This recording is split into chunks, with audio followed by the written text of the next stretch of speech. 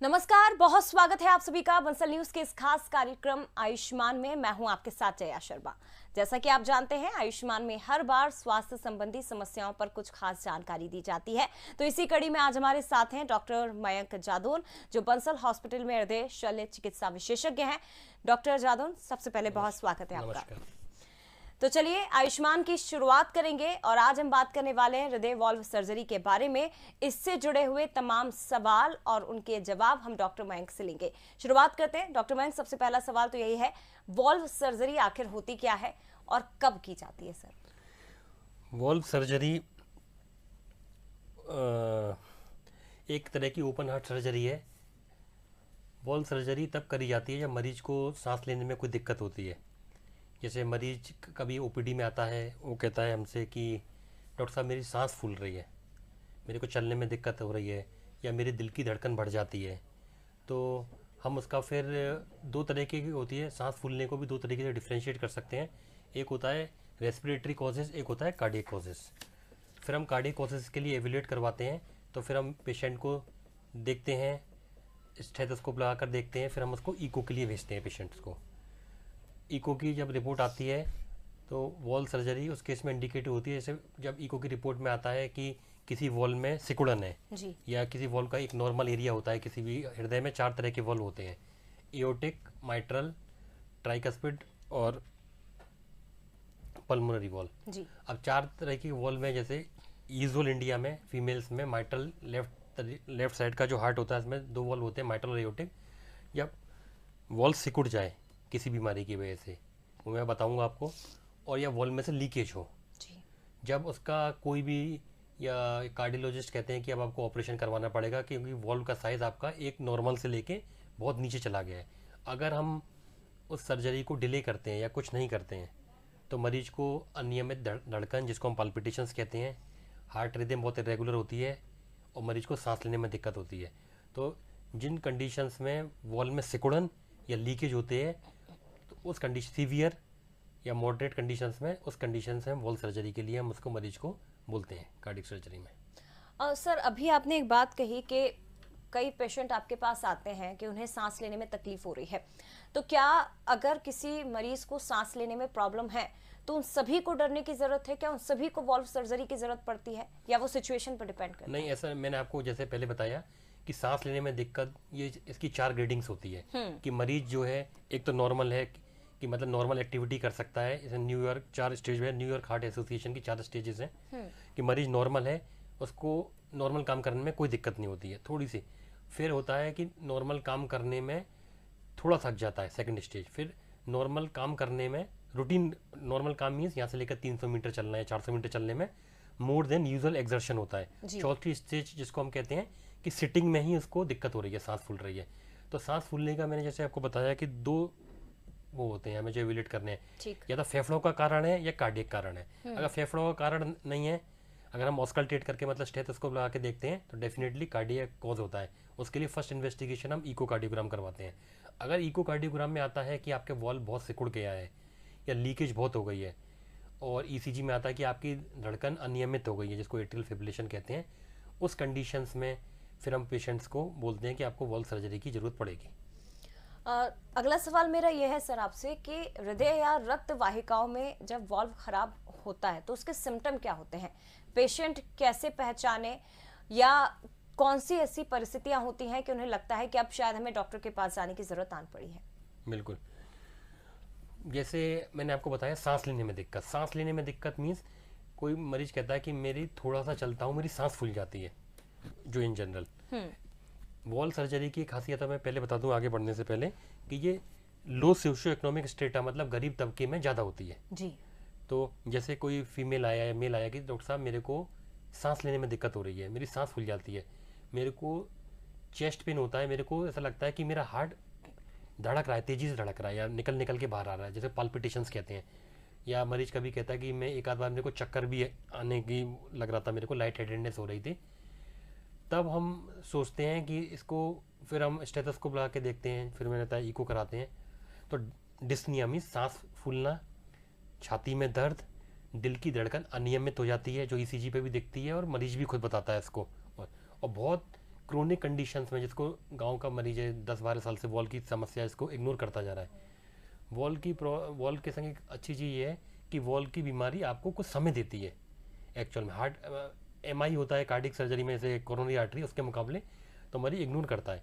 तो कई मरीज जो इग्नोर करते हैं 5 साल तक, 6 साल तक, उनको हार्ट फेलियर के भी सिम्टम्स आना शुरू हो जाते हैं। उनका राइट साइड का, दाहिने तरफ का पैर सूजने लग जाता है और कई बार मुंह से खून भी आने लग जाता है, जिसको गांव में मरीज काफ़ी हद तक टीबी से मिसकंसेप्शन हो जाता है कि टीबी है।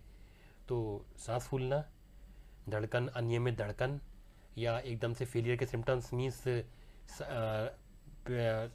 लेट रहा है रात में तो दिक्कत हो रही है, पाँव में सूजन आ रही है, तो इसका मतलब उसको वॉल सर्जरी उसको इंडिकेटेड है और वो धीमे धीमे सर्जरी की तरफ जा रहा है मरीज। ये सिम्टम्स हैं। ये कुछ सिम्टम्स हैं जिनको ध्यान रखने की बहुत ज़रूरत है, क्योंकि जिस तरह आपने बताया सर कि ग्रामीण इलाकों में लोग आपके पास इस तरह के पेशेंट बहुत आते हैं, लेकिन कई बार वो समझ भी नहीं पाते कि वाकई में उन्हें ऐसी कोई परेशानियां हैं या कोई और दिक्कत है। छोटी सी भी परेशानी अगर होती है तो वो उसे बहुत गंभीर बीमारी के तौर पर देखने लगते हैं और दहशत में ज़्यादा आ जाते हैं, डर बहुत ज़्यादा इन पर हावी हो जाता है। डॉक्टर मयंक, जब इस तरह के पेशेंट आपके पास आते हैं तो आप उन्हें डील कैसे करते हैं सर? कैसे उनकी काउंसलिंग की जाती है वॉल्व सर्जरी, और खासतौर पर आप ग्रामीण इलाकों के लोगों का अगर बोल रहे हैं तो गांव के लोग तो जरा सी बातचीत में ही डर जाते हैं काफी, तो उनकी काउंसलिंग कैसे होती है? बिल्कुल, 2 तरह की बीमारी होती है वॉल्व जो यूजुअली हमारी ओपीडी में आते हैं। 2 तरह के वॉल्व पे फोकस करूंगा जो नॉर्मल है हमारी ओपीडी में। एक तो लेफ्ट साइड का माइटल स्टेनोसिस में सिकुड़न होती है, और एक होता है माइटल रिगर्गिटेशन जिसमें लीकेज होती है। और दूसरे वॉल्व में एओर्टिक स्टेनोसिस, जो मुख्य धमनी होती है हार्ट के, एओर्टा का वॉल्व होता है, उसमें सिकुड़न होती है और उसमें लीकेज होती है। तो जैसे हमारे पास पेशेंट्स आता है, जैसे इसका मोस्ट कॉमन कारण है रोमेटिक फीवर गांव में, जो वॉल्व का है पूरे इंडिया में, क्योंकि हमारे भारत में 80% जनसंख्या आज भी ग्रामीण में। तो पेशेंट आता है तो वो कहता है डॉक्टर साहब मेरी सांस फूल रही है और धड़कन हो रही है। फिर हम स्टेथ लगा के देखते हैं, उसको ईसीजी या पल्स छू के देखते हैं, और फिर मरमर सुन स्टेथ लगा के हमें मरमर से आइडिया लगता है। Then we advise the patient, फिर हम उसको पेशेंट को इको करने के लिए बोलते हैं। इको से फिर हम अपनी क्लिनिकल डायग्नोसिस को मैच करने की कोशिश करते हैं जी। फिर पेशेंट को बताते हैं कि देखिए आपका वॉल्व है, सिकुड़न है, क्योंकि सिकुड़न भी जैसे हार्ट का माइटल वॉल का नॉर्मल एरिया 4 से 6 सेंटीमीटर स्क्वायर है।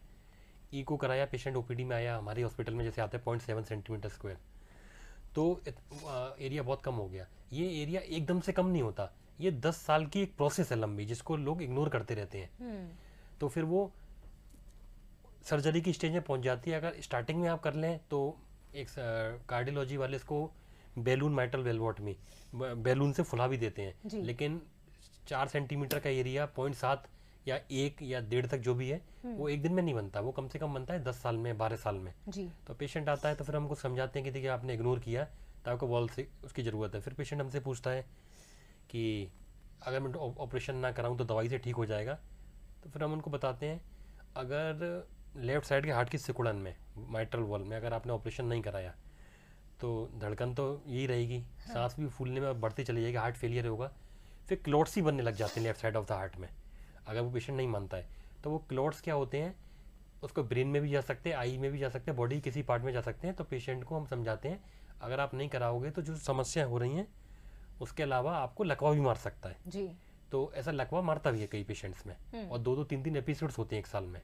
तो बेटर ये है किसी अपने भरोसेमंद डॉक्टर के पास जाके, जो बंसल हॉस्पिटल हम कर रहे हैं, तो जाएं और फिर डॉक्टर की जो भी सलाह है उसका फिर पालन करें। और ये बहुत महत्वपूर्ण बात डॉक्टर मयंक आपने कही है कि धीरे धीरे ये प्रोसेस बढ़ती है। अगर वॉल्व खराब है तो वो ऐसा नहीं होता है कि अचानक से आपका वॉल्व खराब हो गया हो। आप जब अनदेखी करते हैं, लापरवाही करते हैं, अगर थोड़ी सी समस्या हो रही है उसे आप इग्नोर कर देते हैं तो वो बढ़कर बहुत बड़ी हो जाती है और आगे चलकर बहुत गंभीर ये बन भी सकता है, जैसा कि डॉक्टर मयंक ने बताया है। डॉक्टर मयंक, वैस्कुलर सर्जरी क्या होती है, किस प्रकार के वॉल्व इसमें लगाए जाते हैं, कैसे की जाती है सर?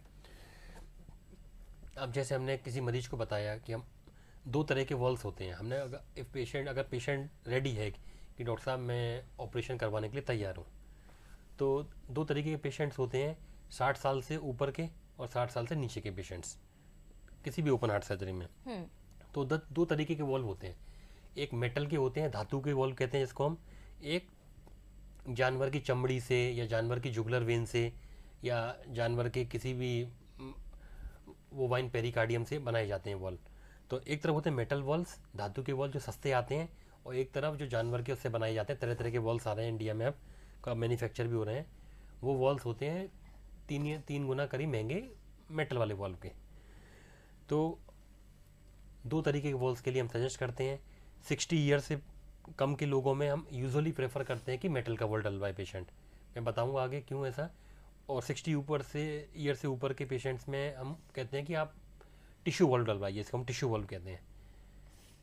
और जैसे कि कोई प्रेग्नेंट फीमेल्स है, जैसे कि जिसको कंसीव करना है या उसको एक बच्चा है दूसरा बच्चा करना है, उसमें भी हम कोशिश करते हैं कि हम भले ही वो 35 साल की है, भले 60 साल से कम के क्राइटेरिया में, कि आप भी बायोप्रोस्थेटिक वॉल्व डलवाइए।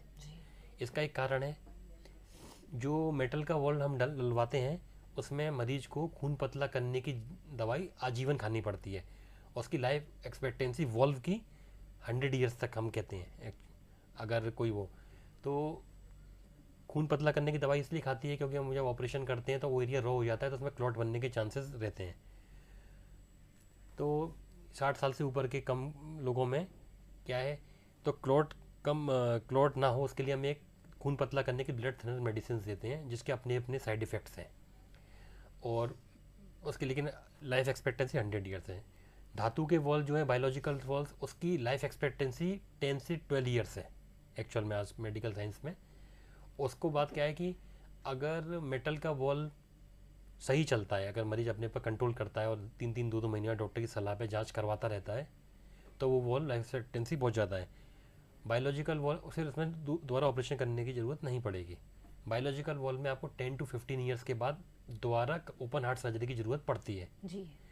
तो प्रेग्नेंट फीमेल्स में हम 30 या 40 का जो स्ट्रेटा है, उसमें हम इसलिए बायोलॉजिकल वॉल्व्स के लिए कहते हैं कि प्रेगनेंसी कंसीव करने के टाइम उसकी अपनी एंटी कोगुलेशन जो ब्लड थिनर मेडिसिन है, उसकी अपनी कॉम्प्लिकेशंस होती हैं जो बहुत ही गंभीर भी हो सकती हैं जी। तो वॉल्व सर्जरी में करवाने के बाद नियमित अपना खून का चेकअप करवाना, खून कितना INR होता है उसकी रिपोर्ट से हम टाइट्रेट करते हैं कितनी खून पतला करने की मेटल वॉल्व्स में, कि कितनी दवाई देनी है, उसको डॉक्टर की सलाह पे डॉक्टर के टच में आजीवन रहना पड़ता है। बायोलॉजिकल वॉल्व्स में जो ब्लड थिनर मेडिसिन केवल 3 महीने चलती है। तो प्रॉब्लम ये है कि बायोलॉजिकल वॉल्व्स में ब्लड थिनर्स नहीं लेनी, उसकी कॉम्प्लिकेशन से बच जाती है, लेकिन आपको 10 से 12 साल बाद दोबारा हार्ट सर्जरी की ज़रूरत, रिप्लेस करने की ज़रूरत पड़ती है, क्योंकि वॉल्व्स जो है वो डिजेनरेट कर जाते हैं, जानवर की चमड़ी से बनाते हैं या जुगलर वेन्स जिससे ही बनाते हैं बायोलॉजिकल वॉल्व्स। अभी आपने कुछ एज फैक्टर बताए थे सर।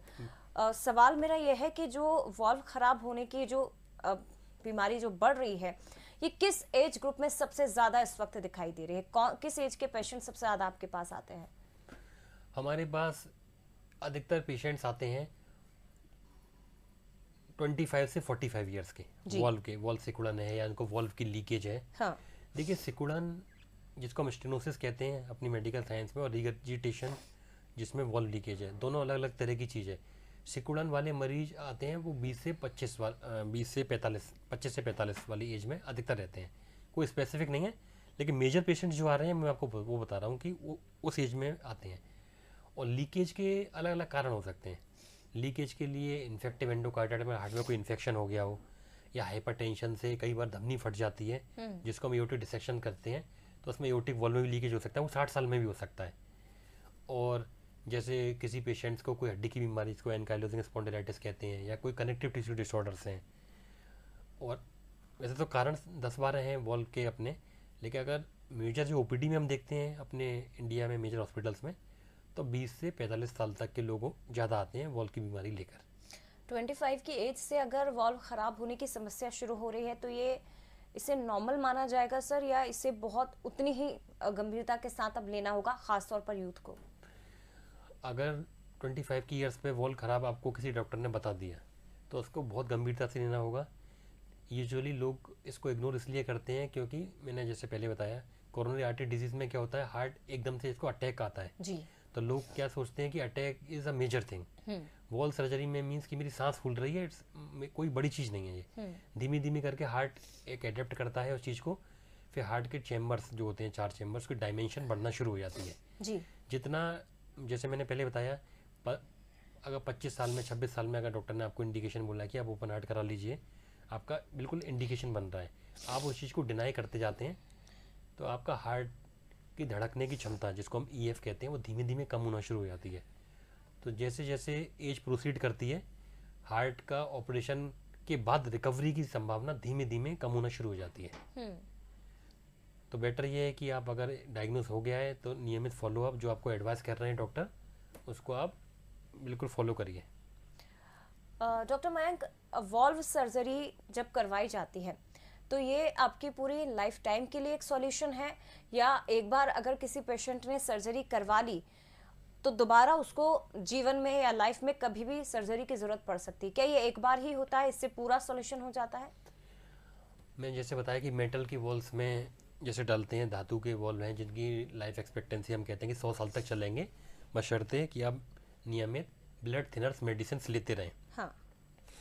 अब गांव के पेशेंट्स क्या होता है, जैसे हम ओपीडी में देखते हैं, एक आईएनआर है जिसको हम नापते हैं, मतलब ओपीडी में करवाते हैं, वो 2 to 3 रखना पड़ता है वॉल सर्जरी में। 2 to 3 मीन्स नॉर्मल। तो एक डबल एज स्वॉर्ड है, दो धारी तलवार है, अगर वो 1-1.5 में चला जाता है तो मतलब खून गाढ़ा हो रहा है, मतलब फिर वॉल्व धीमे धीमे करके काम करना बंद कर देगा, मतलब खून का थक्का जम जाएगा, वॉल्व काम करना धीमे धीमे बंद कर देगा, फिर सांस फूलना शुरू हो जाएगा।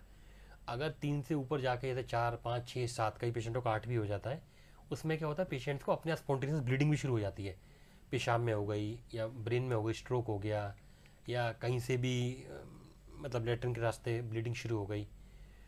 तो वॉल सर्जरी में इस चीज़ का बड़ा ध्यान रखना है कि आपको, अगर आपका मेटल का वॉल डला है तो आईएनआर जो है उसको बिल्कुल टाइटेड करके रखना है। अगर आप नहीं उसको करते हैं, अगर उसको नहीं करते हैं तो खून पतला होने की मैंने आपको कॉम्प्लिकेशन बताई, और खून अगर गाढ़ा ज़्यादा हो गया और आपने नहीं ध्यान दिया तो हो सकता है 2 लीफलेट्स होती हैं वॉल में, इसको बाई लीफलेट कहते हैं, तो वो एक लीफलेट पे क्लॉट जम जाता है, फिर वॉल बैठ जाता है बिल्कुल। और कई दिनों बाद जब हम दोबारा लेते हैं कि पेशेंट्स आता है कंप्लेन करके, फ्री को करवाते हैं, तो हमें कई बार 5 to 10% केसेस में अगर पेशेंट नहीं मानता है तो हमें दोबारा सर्जरी की भी ज़रूरत पड़ती है इसमें। और जैसे मैंने बोला, ये तो रहा मेटल वॉल, धातु का वॉल, और बायोलॉजिकल वॉल्स में 10 to 15 ईयर्स के बाद आपको आवश्यकता पड़ती ही पड़ती है दोबारा ओपन हार्ट सर्जरी की। लाइफस्टाइल किस तरह की होती है सर, जब वॉल्व चेंज होता है आपका, ये सर्जरी जब आप करवाते हैं तो उसके बाद आपको किन किन बातों का ध्यान रखना होता है, पेशेंट को कौन कौन सी सावधानियां बरतनी होती है, लाइफस्टाइल में कितना बदलाव आ जाता है सर्जरी के बाद?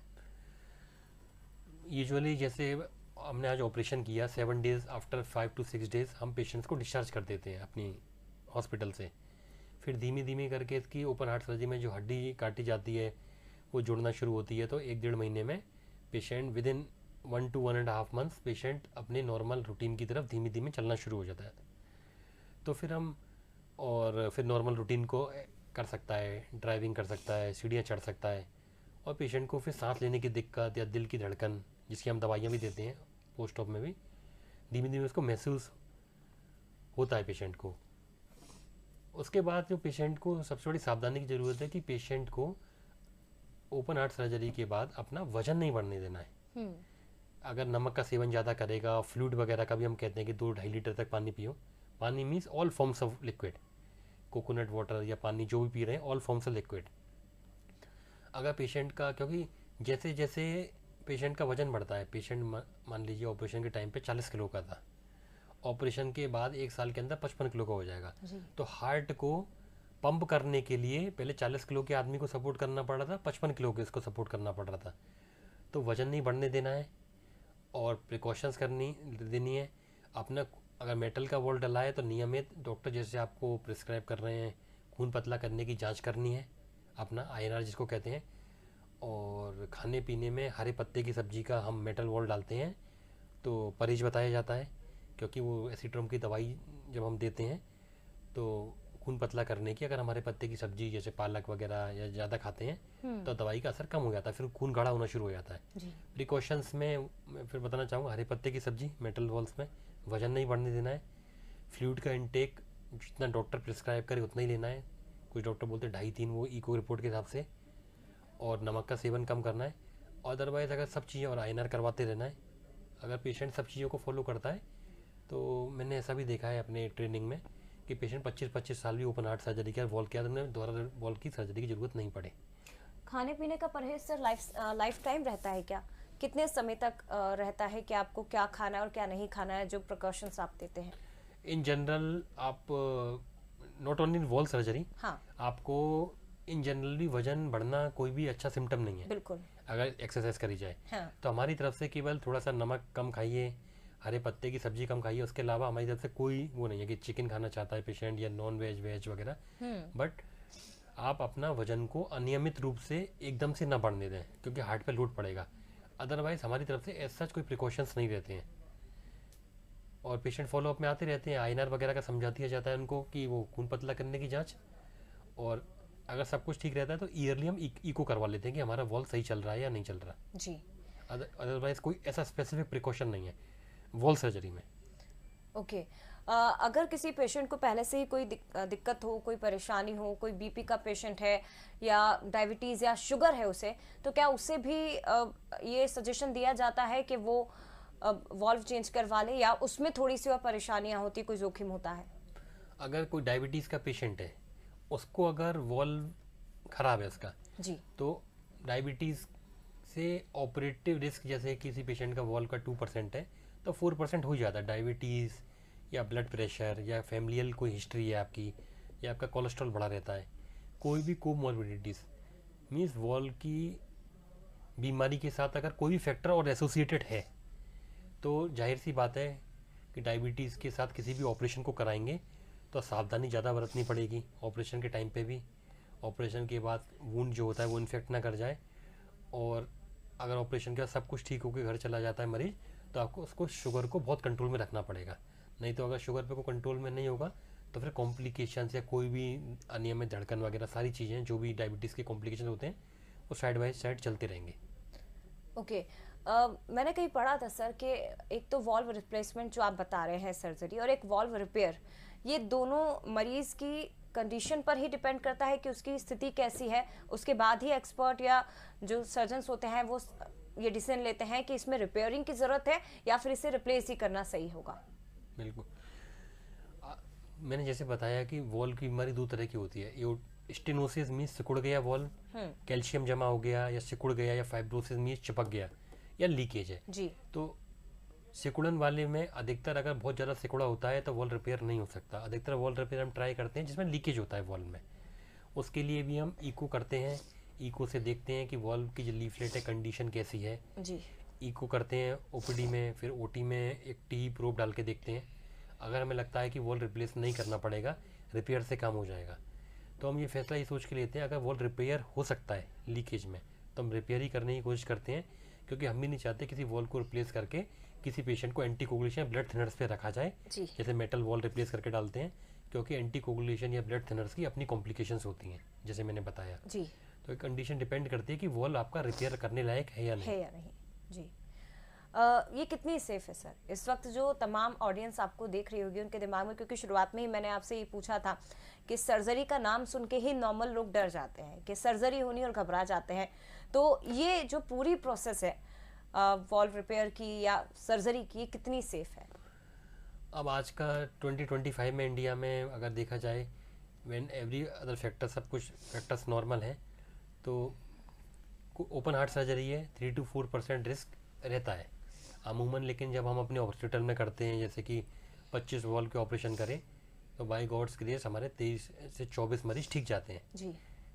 We can try for every patient अच्छे से।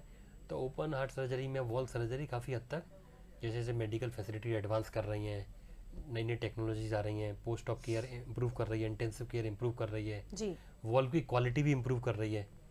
धीमे धीमे नए नए मार्केट में वॉल्व्स आ रहे हैं, कॉस्ट इफेक्टिव वॉल्व्स इंडिया में मैन्युफैक्चर होना शुरू हो गया है। तो अगर पेशेंट का इंडिकेटेड है तो बिना डरे they should go for open heart surgery. अब वो एज सेफ है एज अदर सर्जरीज। ओके। क्या कॉस्ट इसका रहता है सर? ये मतलब अगर एक ग्रामीण या गरीब तबके का मरीज भी अगर आपके हॉस्पिटल में आए या किसी और हॉस्पिटल में जाए किसी एक्सपर्ट के पास, तो इसकी लागत क्या रहती है? और एक और सवाल मेरा इसी में एड ऑन ये रहेगा कि आप किन मरीजों को ये सर्जरी ना करवाने की सलाह देते हैं, किस स्थिति में? अब जैसे आपने पूछा, फर्स्ट क्वेश्चन था आपका कितनी लागत आती है। अब आयुष्मान में गरीब तबका है, आयुष्मान में तो जैसे हम बंसल हॉस्पिटल में कर रहे हैं, आयुष्मान में तो पेशेंट को कुछ पे ही नहीं करना होता जी। वॉल का कॉस्ट जो भी गवर्नमेंट डिसाइड देती है उसी पैकेज में ट्राई करते हैं। अगर सिंगल वॉल की बीमारी है, अगर एक वॉल बदलना है तो उसके हॉस्पिटल डिसाइड करता है, तो उसका अगर जनरल वार्ड में देखा जाए तो 2.5 लाख से लेके 2.25 लाख तक का खर्चा आ जाता है। फिर वो धीमे धीमे एज पर द रूम और उसके हिसाब से चेंज हो जाता है जी। अगर उसमें वॉल की कॉस्ट होती है 70,000 की, हर तरह का होता है, हम पेशेंट्स को ऑप्शंस देते हैं कि अगर बायोप्रोस्थेटिक मेटल का वॉल डलवाना है उसमें भी कॉस्ट आती है, 3-4 तरह का वॉल आता है जो 35,000 से शुरू होते हैं, 70, 90, 1,20,000 तक जाते हैं ONX के या सोरेन के वॉल्स। और ऐसे ही बायोप्रोस्थेटिक वॉल वो जो काफ़ी महंगे होते हैं जी। उनकी स्टार्टिंग होती है 1,20,000 से 4.5 लाख तक जाते हैं।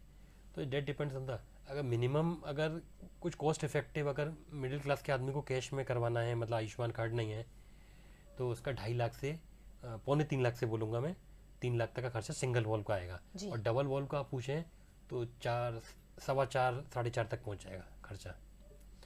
और दूसरा क्वेश्चन आपका था कि किस लोगों को आप ये वॉल सर्जरी की सलाह नहीं देते हैं। हाँ।